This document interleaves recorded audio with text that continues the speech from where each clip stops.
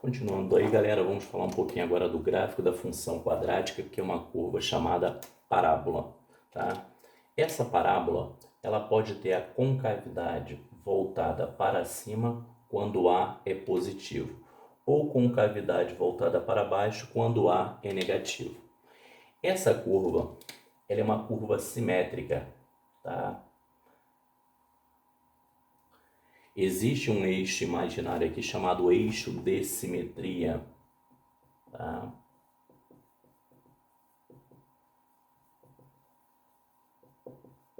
Eixo de simetria. E esse eixo de simetria vai passar num ponto da parábola chamado de vértice.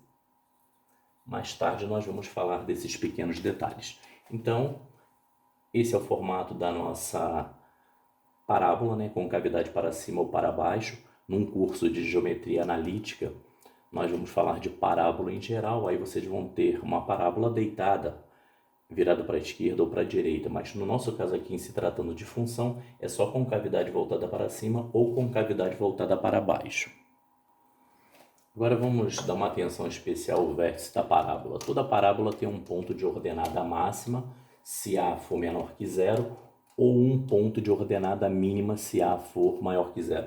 O que ele está dizendo aqui é o seguinte: se o A for menor que zero, a concavidade ela está voltada para baixo. Então, o vértice aqui é o ponto mais alto. Então, o y do vértice, ele tem a ordenada máxima.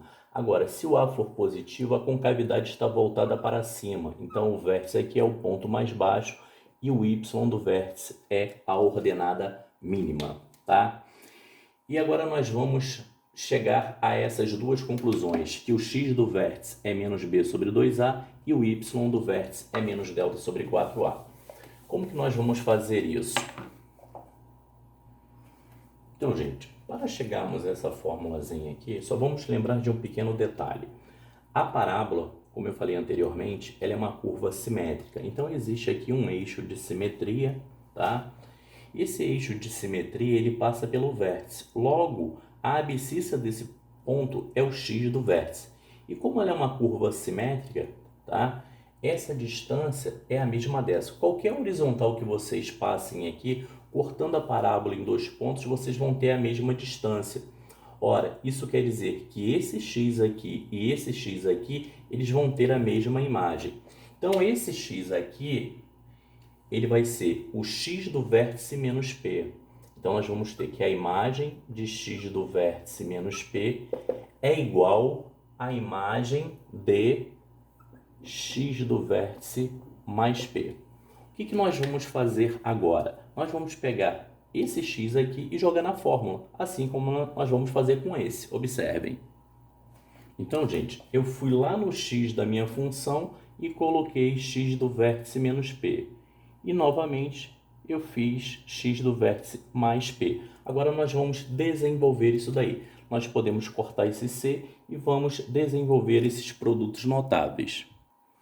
Continuando aí, o que eu fiz? Desenvolvi esse produto notável, distribuí aqui, ó, bx do vértice menos bp, desenvolvi esse, bx do vértice mais bp, e agora nós vamos, por exemplo, cancelar aqui e fazer as devidas alterações. Então, gente, distribuí aqui, repeti esse, fiz a distribuição aqui também e repeti esse. Agora vamos cancelar o que for comum, ó. AX do vértice ao quadrado, AX do vértice ao quadrado. AP ao quadrado, AP ao quadrado. O que nós vamos fazer agora? Isolar esse x do vértice. Então, olha, eu tenho menos 2ax do vértice P e 2ax do vértice P. Passando para cá, eu tenho menos 4ax do vértice P. E esse eu vou juntar com esse, 2b P, né? Então, agora nós vamos isolar esse x do vértice. Então, nós temos 2bp sobre menos 4ap. Ou seja, simplificando o p e simplificando o 2 com menos 4, vai sobrar o quê? Menos b sobre 2a. É a formulazinha que está aqui, ó, x do vértice é menos b sobre 2a.